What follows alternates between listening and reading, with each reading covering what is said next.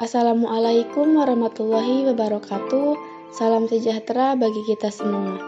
Yang terhormat Bapak Apoteker Surya Amal MKes sebagai dosen pengampu mata kuliah biokimia.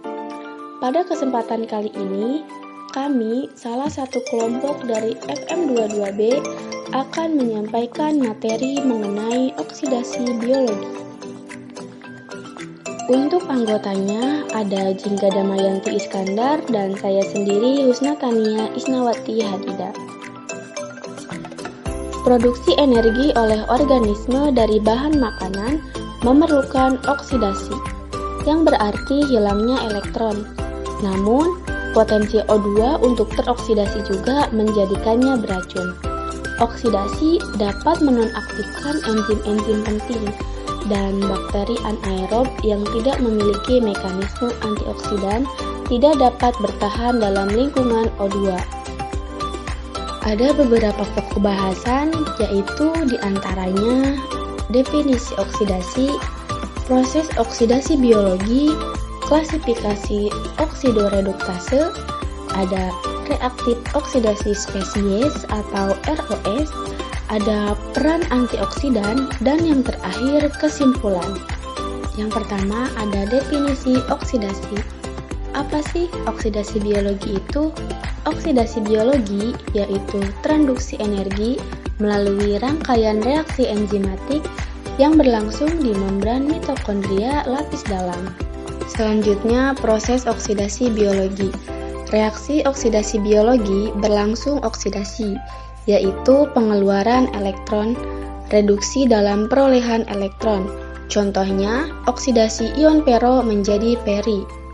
Contoh reaksinya, Fe2+ menjadi Fe3+, serta oksidasi selalu disertai reduksi akseptor elektron. Oksidasi sangat penting bagi sebagian besar organisme hidup untuk produksi energi dan proses biologis seperti regulasi metabolisme, kontrol energi metabolisme, dan aktivasi atau inaktivasi biomolekul, transduksi sinyal, pertukaran sel, fungsi pembuluh darah terkait endotel, dan ekspresi gen. Proses respirasi merupakan proses pengambilan energi dalam bentuk ATP. Hasil reaksi hidrogen dan oksigen membentuk air oleh enzim oksigenase. Efek samping reaksi obat, reaksi respirasi obat, pelarutan, karsinogenik atau xenobiotik. Potensial redoks memprediksi arah aliran elektron, pertukaran energi bebas sebanding dengan kecenderungan reaktan untuk memberi atau menerima elektron melalui enzim golongan oksidareduktase. Selanjutnya di sini bisa dilihat ada beberapa proses oksidasi biologi. Perkenalkan, nama saya Jingga Damayanti Iskandar. Di sini saya akan melanjutkan presentasi dari Husna Tania Isnawati Hadida. Saya di sini akan menjelaskan tentang klasifikasi dari oksidasi biologi. Yang pertama itu ada oksidasi, yang kedua ada aerobik dehidrogenase, yang ketiga ada anaerobik dehidrogenase, yang keempat ada hidroperoksidase, yang kelima ada oksigenase. Baiklah, di sini saya akan menjelaskan pengertian dari klasifikasi oksidasi biologi secara rinci. Yang pertama itu ada oksidasi mempunyai sifat mengkatalis pembebasan H dari substrat, memerlukan aseptor hanya O2. Reaksinya memerlukan Cu serta menghasilkan air, kecuali pada urikase dan monoamin oksidase H2O2. Yang kedua ada aerobik dehidrogenase, yaitu bersifat katalis pembebasan H dari substrat, memerlukan aseptor O2 dan metilen blue. Aerobik dehidrogenase juga memerlukan koenzim flavoprotein, yaitu flavin mononukleotida FMN dan flavin adenin dinukleotida FEDA, serta berikatan dengan logam dalam bentuk metalloflavoprotein yang disebut juga Fe dan MO dalam reaksinya menghasilkan H2O2. Kita bisa lihat gambar di bawah ini ada reaksi aerobik dehidrogenase, bagaimana ia berikatan dengan oksidasi biologi.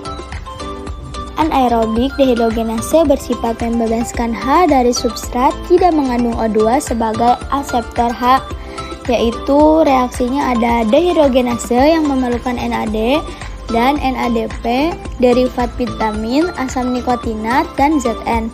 Misal, malat dehidrogenase berfungsi menarik H dari malat yang memerlukan riboflavin, FMN, FAD dalam pernapasan suksinat, hasil KOA dehidrogenase alfa glisero 3 fosfat, dehidrogenase dan NADH, dehidrogenase di mitokondria sebagai bagian dari rantai respirasi.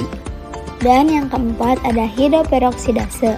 Hidroperoksidase menggunakan H2O2 sebagai substrat. Yang pertama ada peroksida dalam susu, leukosit, trombosit memerlukan akseptor elektron misalnya abskorbat, kinon, dan sitokrom serta memerlukan Fe.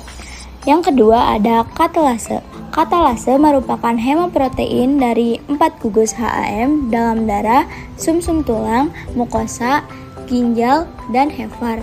Di sini ada gambar cara bagaimana hidroperoksida bereaksi dengan peroksidase dan katalase.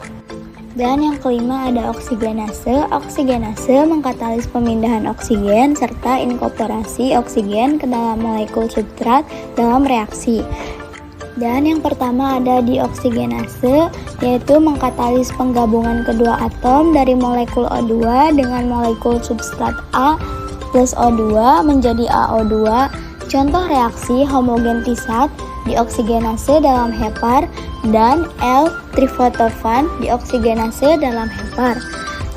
Dan yang kedua ada monooksigenase, yaitu hidroksilase bersifat mengkatalis inkorporasi satu atom saja dari molekul O2 ke dalam substrat. Satu atom lagi direduksi menjadi air AH plus O2 plus ZH2 menjadi amin O2 plus H2O yang menjadi Z. Dalam klasifikasi oksidasi biologi juga terdapat reaktif oksidasi spesies yang disebut ROS. ROS adalah radikal bebas yang sangat aktif atau reaktif dan dapat menyebabkan kerusakan sel. ROS mencakup radikal atau spesies kimia yang mengambil bagian dalam reaksi tipe radikal, yaitu perolehan atau kehilangan elektron, namun bukan radikal sejati karena tidak memiliki elektron yang tidak berpasangan. ROS dapat dihasilkan melalui proses endogen seperti respirasi mitokondria, aktivasi leukosit, polimor monuklear, metabolisme asam arachidonat, fungsi enzimatik, dan katalis yang dimediasi besi atau tembaga, dan lain-lain. Dan ROS juga mempunyai fungsi yaitu sebagai organisme manusia menghasilkan ROS ini sebagai bagian fungsional dari keseimbangan harmonis antara beberapa proses fisiologis. Dan juga ada contoh dari ROS, yaitu stres oksidatif disebabkan oleh ketidakseimbangan antara ROS dan sistem pertahanan antioksidatif, dianggap sebagai agen etiologi atau patogen utama penyakit kardiovaskular dan neurodegeneratif, kanker, Alzheimer, diabetes, dan penuaan.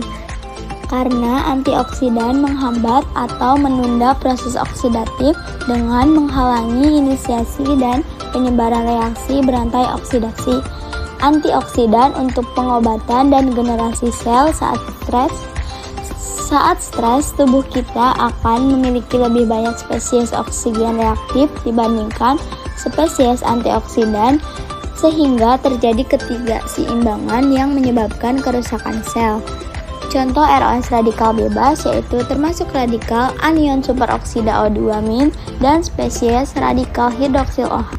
Dan ada juga contoh ROS non-radikal bebas yaitu ada hidrogen peroksida, H2O2, asam hipoklorit, HOCl, ozon yaitu O3 dan oksigen singlet 1O2. Selain radikal berbasis oksigen, terdapat juga spesies nitrogen reaktif seperti oksida nitrat yaitu NO dan nitrogen dioksida yaitu NO2. Di sini juga terdapat peran antioksidan. Peran antioksidan dapat menstabilkan atau menonaktifkan radikal bebas sebelum mereka menyerang target dalam sel biologis. Meskipun hampir semua organisme memiliki sistem pertahanan dan perbaikan, antioksidan juga dapat melindungi terhadap kerusakan oksidatif, tapi mereka tidak dapat mencegah kerusakan sepenuhnya. Antioksidan juga dapat menghambat atau menunda oksidasi molekul lain dengan membatasi salah satunya inisiasi atau penyebaran reaksi berantai oksidasi. Dan juga terdapat antioksidan alami yaitu senyawa fenolik yang terdapat tokoferol, flavonoid, asam fenolik, dan ada juga senyawa nitrogen yaitu alkaloid turunan klorofil, asam amino, dan amina, karotenoid yaitu asam askorbat. Antioksidan sintetik merupakan struktur fenolik dengan berbagai derajat substitusi alkil.